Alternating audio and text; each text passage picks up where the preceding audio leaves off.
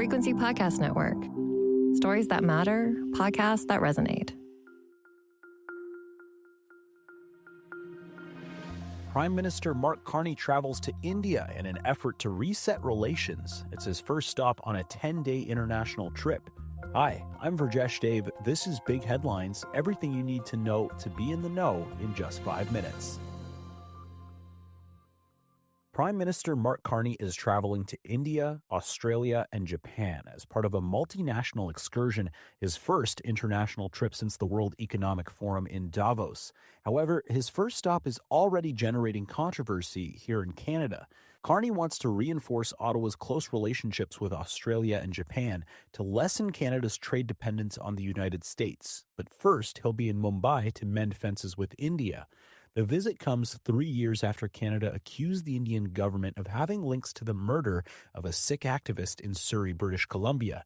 International Trade Minister Manindir Sidhu says action is being taken to address the concerns of the Sikh community. India's National Security Advisor was in Canada. He met with Canada's National Security Advisor, met with our Public Safety Minister as well. And so that dialogue will continue so we can keep our communities safe. A government source says Canada is now confident acts of intimidation against Canadian citizens have ended.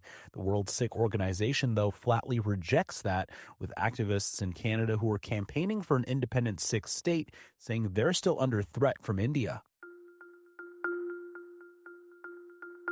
Child poverty in Canada has grown for a third consecutive year, according to new data showing more kids live in households struggling to pay bills.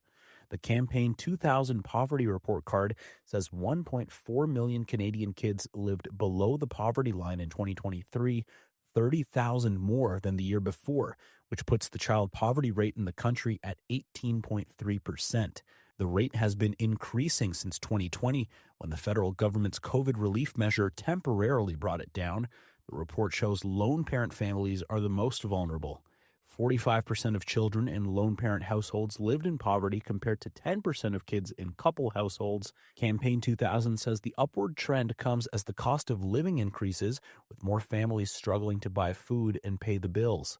The organization is calling on Ottawa for a stronger federal poverty prevention plan. Also making big headlines, New York City police say 1 of 4 suspects have been arrested after a snowball fight during an epic blizzard led to officers being targeted. Viral clips from videos taken on Monday in Washington Square Park showing a snowball fight devolving have made the rounds on TikTok and on X since the storm dumped nearly 51 centimeters of snow on the city. Videos show people yelling profanities and throwing snowballs as officers walk back to their vans. It's left New York City's mayor and the city's police leadership at odds, with Zoran Mamdani saying afterwards that those involved shouldn't face charges, instead urging New Yorkers to treat officers with respect. The New York Police Department's leaders, though, call the mayor's statements disgraceful. Police have arrested a 27-year-old man they say assaulted officers with snowballs, injuring them. They're also searching for 3 more men, described as being around 18 to 20 years old.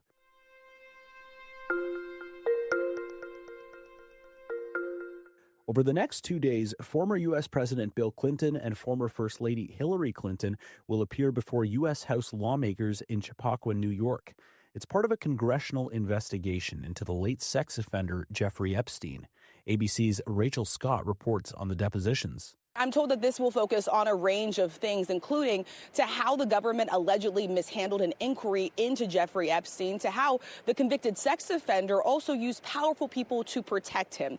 Now, Hillary Clinton has long denied ever having any sort of relationship with Jeffrey Epstein, but Bill Clinton was friendly with him for years. Just days ago, we heard from Hillary Clinton. She said all of this is to distract from President Trump. Neither Bill Clinton nor President Trump have been accused of any wrongdoing. The depositions will focus on a range of topics, including how the U.S. government allegedly mishandled an inquiry into Jeffrey Epstein and to how the convicted sex offender also used powerful people to protect him.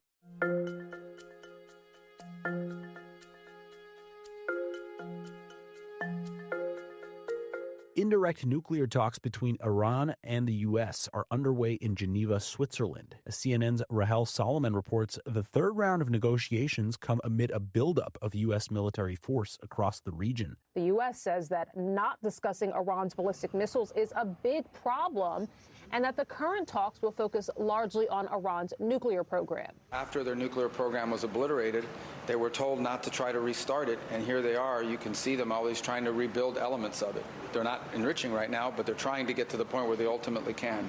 The other thing I would point you to, however, is that Iran possesses a very large number of ballistic missiles, particularly short-range ballistic missiles that threaten the United States and our bases in the region and our partners in the region. And the Trump administration has imposed new sanctions on more than 30 individuals, entities, and shadow fleet vessels. Meanwhile, Global Affairs Canada tells the CBC that Canadian staff are still in Lebanon despite growing military tensions.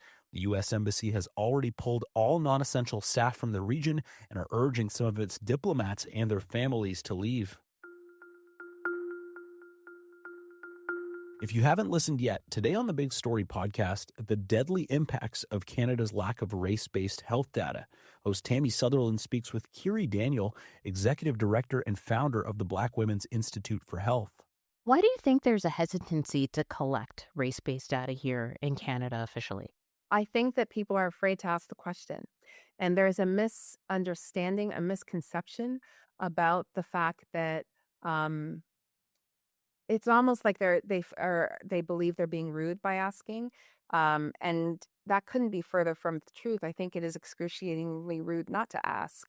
We're the only Western country that it does not collect race-based data in this way. The United States is, way ahead.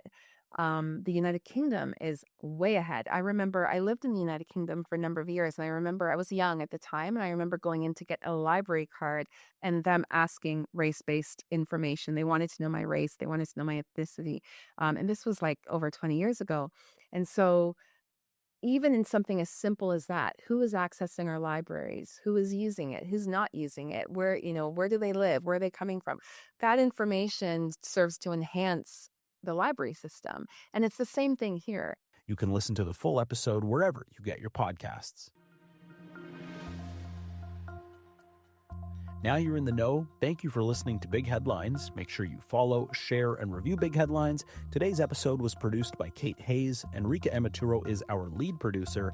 I'm Prajesh Dave. Have an amazing day. We'll talk to you tomorrow.